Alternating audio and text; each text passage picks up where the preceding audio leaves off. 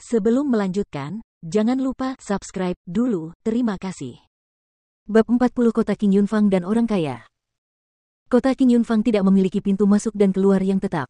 Dari kaki Gunung Qingyun, Luye menyatu dengan arus orang yang masuk dan keluar kota dan berbaur secara alami. Suasana bising menyerbu wajah saya, dan para biksu datang dan pergi di jalan-jalan yang rumit.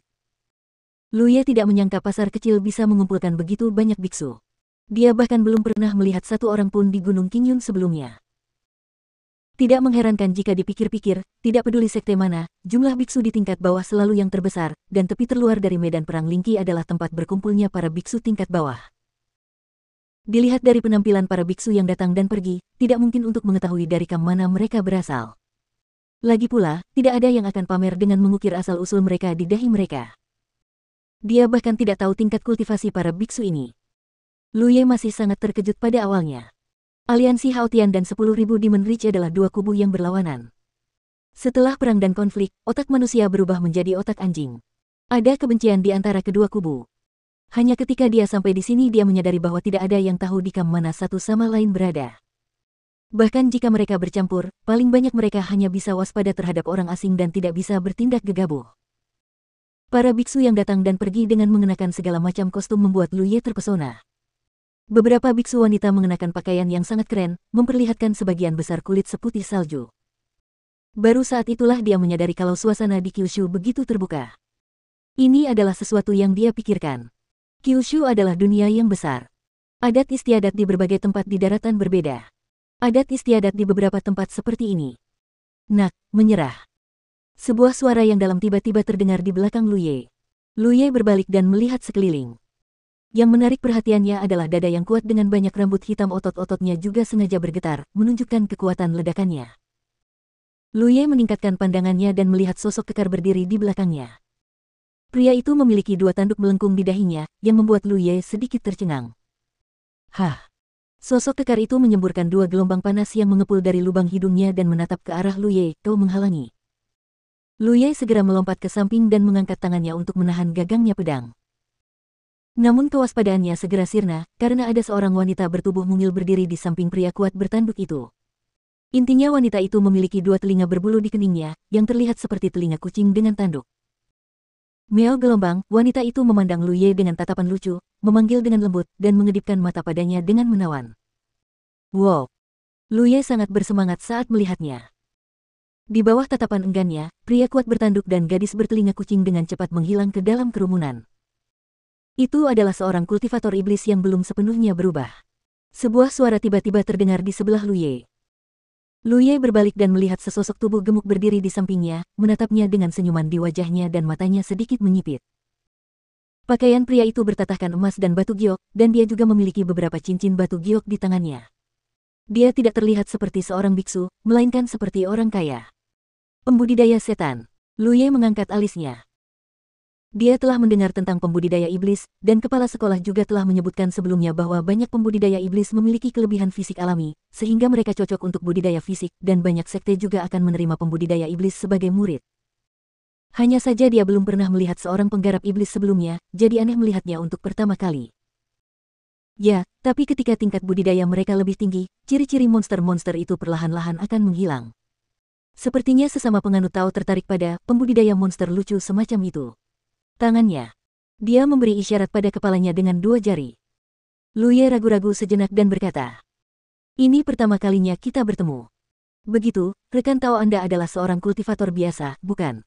Orang kaya itu bertanya sambil tersenyum adalah bahwa Luye sendirian. Misalnya, jika seorang murid dari suatu sekte memasuki medan perang Lingqi, dia tidak akan pernah sendirian.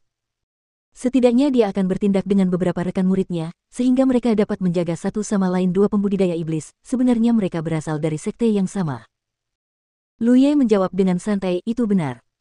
Kepala sekolah telah memberitahunya untuk tidak menyebutkan identitasnya sebagai murid sekte darah biru kepada siapapun, dan tentu saja dia tidak akan membicarakannya dengan santai. Orang kaya itu menghela nafas dan berkata, tidak mudah menjadi seorang kultivator biasa. Saya juga seorang kultivator biasa dan saya memahami situasi Anda dengan sangat baik. Dia mengubah topik pembicaraan dan berkata sambil tersenyum, jika sesama penganut Tao tertarik dengan hal itu hal-hal lucu, kamu boleh pergi pikir aliansi pedagang Tianji, selama teman Tao itu membayar harga awal, hei, aku bisa mengatakan apa saja. Lu Ye berkata dengan tegas, kamu salah paham, aku bukan orang seperti itu. Saya mengerti, orang kaya itu mengangguk. Tentu saja, jika sesama penganut Tao memiliki ramuan, senjata spiritual, jimat, kecerdasan, peta, atau barang bagus lainnya yang ingin mereka beli, mereka dapat pergi ke aliansi pedagang Tianji kami untuk memastikan bahwa mereka dapat memenuhi kebutuhan sesama penganut Tao. Lu Ye bingung. Bingung, apa yang dilakukan aliansi bisnis Anda? Cakupan bisnis aliansi bisnis ini tampaknya sangat luas. Yang membuatnya khawatir adalah aliansi bisnis ini sebenarnya bernama setelah kata Tianji, yang sepertinya agak tidak biasa. Orang kaya itu berkata, aliansi bisnis secara alami didasarkan pada bisnis. Kami melakukan bisnis apapun yang menghasilkan uang. Kami menyambut pelanggan dari seluruh dunia dan menyambut kekayaan dari segala penjuru. Namun sesama penganut Tao, yakinlah. Meskipun aliansi bisnis Tianji kami memiliki bisnis besar, kami selalu menganut konsep anak-anak, tidak ada yang bisa diintimidasi, jadi tidak peduli pelanggan seperti apa yang datang untuk berbisnis, kami akan memperlakukan mereka sama dan tidak akan pernah memperlakukan mereka berbeda berdasarkan level mereka kultivasi. Pada saat ini, Lu Ye akhirnya sadar. Pria lokal yang kaya ini berasal dari aliansi pedagang Tianji. Dia mungkin melihat perilaku orang-orang senegaranya memasuki kota, jadi dia mendekat untuk melihat apakah ada urusan yang bisa dilakukan. Aku sangat miskin. Lu Ye menggelengkan kepalanya. Orang kaya itu terkekeh dan berkata, seekor naga tidak dapat mencapai tujuannya dengan berenang di perairan dangkal, tetapi saya percaya bahwa teman-teman Tao memiliki karakter yang luar biasa dan akan menjadi talenta hebat di masa depan. Tidak masalah jika mereka miskin. Sekarang, akan selalu ada saat ketika teman-teman Tao akan makmur. Kata-kata yang diberkati. Lu Ye mengangguk. Tentu saja dia tidak akan percaya bahwa orang ini benar-benar melihat sesuatu. Jika dia tidak salah, inilah yang dia katakan. Orang asing manapun yang dia temui, itu hanya masalah membentuk hubungan yang baik. Jika sesama penganut Tao ingin pergi ke Merchant Alliance, pergilah ke sini, bangunan yang paling menarik perhatian ada di sana. Orang kaya itu menunjuk ke arah Lu Ye, lalu memberi hormat dengan kepalan tangan, kalau begitu jangan ganggu sesama penganut Tao. Setelah mengatakan itu, Sali pergi.